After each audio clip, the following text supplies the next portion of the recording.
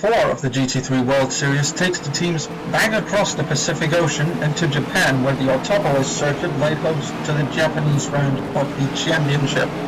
On pole position would be the number 2 Mercedes RTI Team MZ, followed by the 79 of the Jackson Racing BMWs. In fact, the entire top 6 walked out with European cars, despite this being the number for Nissan.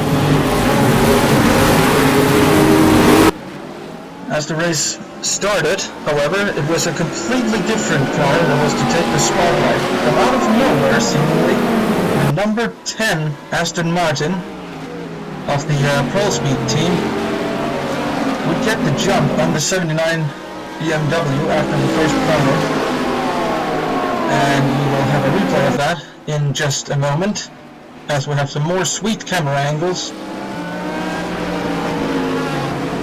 Here's the replay of the start, seen from the number 10 Aston Martin, and it looks like the 79 just was a little bit sleepy at the start, sort of like what happened to the Lamborghinis at Laguna Seca, and the Aston Martin was not late to use that opportunity, just on the inside of the BMW, but doesn't quite get the run off the corner. And in fact, it would only take another lap before the Aston Martin would take the number 2 Mercedes as well. So at this point in time, we've had the number 10 Aston Martin leading. Surely the Pro Speed team is more than satisfied with that. There was some bad news as well, however.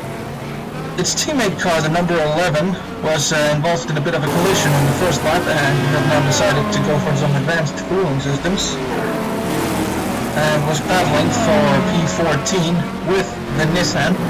So still in the point scoring, but nowhere near as good as its teammate, as we see the 76 Viper as well, trying to get past the Aston Martin, but the Aston Martin is not a small car by any means, and it has the mother of all V12s in it. So yeah, good luck getting past that. The Ferraris as well were suddenly doing good until the number 7 had a bit of a collision with one of the Mercedeses, and we see it causing trouble as well for more cars in the background, among others the just mentioned Aston Martin, the number 11. Unfortunately, that cost them another trip into the pits very early in the race, only a few laps in, and they're definitely going to have to come in for another. So their race is pretty much ruined. A race that wasn't ruined was, well, you've probably guessed it, it's the number 3, the ARC McLaren, which has been doing very well in these early 3 races of the season, and is set to do well in the 4th one as well. First getting past the 27 Porsche, and now starts the hunt for the top 3 positions. And in those top 3 positions, well, the racing was very, very close. You can see somehow the number 2 is got back in front, and the 79 just took the Aston Martin, and now the number 3's joined the party. So it's all merry days up here, and it's proof that, well, the BOP isn't too unbalanced, at least in the case of these cars, as the 79 tries to go for the lead but doesn't quite get it done, and that instead has left it vulnerable to the Aston Martin again. The Aston Martin's going to try a move on the inside into this corner, and he's going to get it done. Brilliant move by the Aston Martin team, as the number 1 Audi out of nowhere as well, just suddenly into 4th place. No idea what happened there, but that works apparently. And so the battle continued on and on for lap after lap. And this is just coming into lap 6, and there is the move from the BMW. As you can see now, the Aston Martin's suddenly gone to space pretty much, at least in terms of race speed. And again, a pretty standard but still very nicely executed move, and the same maneuver a lap later will put an end to the Aston Martin's time in the lead, at least for the time being. So now we have the 79 car, the car that's been plagued by bad luck in pretty much everything it's touched, leading a race. And still a bit of bumping going on in the back of the field, as you see here, as the 87 Viper takes the 27 Porsche. And time comes then for the pit stops. This is traditionally just over halfway through. The Aston Martin at this point has been into the pits, so now it's time for the BMW and the Audi and the Porsche as well, just decides to join. The question is, will the BMW get out ahead or behind the Aston Martin? And well, the answer, this speaks for itself. These pictures, the Aston Martin has been able to use the old trick of get in a little bit early and get in some really fast laps and you will be out in the lead. Apparently that trick still works. And the other teams just haven't quite figured it out yet, apparently. Still, that is a BMW provisionally on podium. I don't think they can be too dissatisfied with that. It will be better than their average finish at least. Corvette news. The 63 car was doing pretty well until this collision with one of the Abreka Vipers.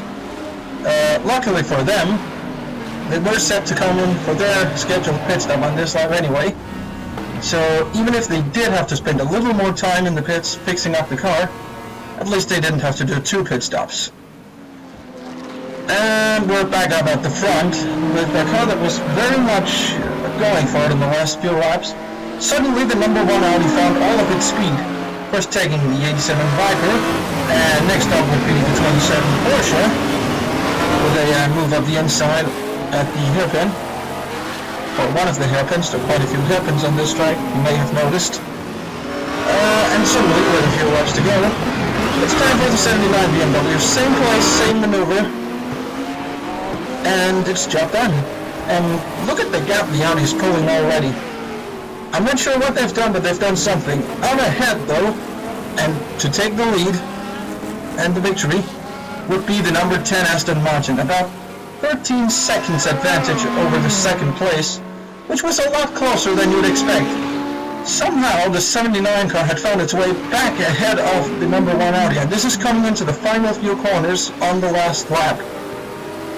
And this is going to be very, very close. One mistake from the BMW and the Audi is there, and the Audi dives to the inside in the final corner, and just, there was a door and it was open, and the Audi used the opportunity and takes the lead, takes the second place away from the 79 BMW in the very final corner. It doesn't get much closer than that. Still, while the second place would probably have been better, I don't think they're too dissatisfied with taking third place. It is a podium, and it is their best result in a very long time. In the championship standings, second place for the second time in a row means the number 1 Audi takes second place in the championship, but it is still 19 points behind the McLaren. They're doing something right, and what it is, well, we'll have to wait and find out. Maybe we'll find out next round, which is the final round of the International Tour in Brazil.